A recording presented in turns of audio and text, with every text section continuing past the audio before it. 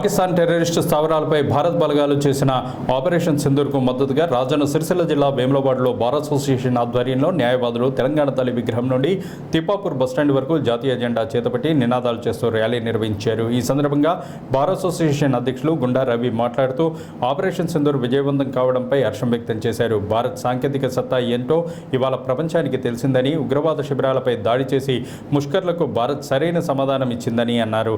సాధారణ పౌరులకు హాని కలగకుండా ఖచ్చితమైన ప్రాంతాల్లో దాడులు చేయడంతో భారత్ టెక్నాలజీ శక్తి ప్రపంచానికి తెలిసిందని చెప్పారు. భారత్ దాడులు ఉగ్రవాదానికి చేసిన హెచ్చరికగా భావిస్తున్నామని అన్నారు. ప్రజల మధ్య విభేదాలు సృష్టించాలన్న ఉగ్రవాదుల పన్నాగం పారలేదని ఈ సందర్భంగా ఆయన వ్యాఖ్యానించారు.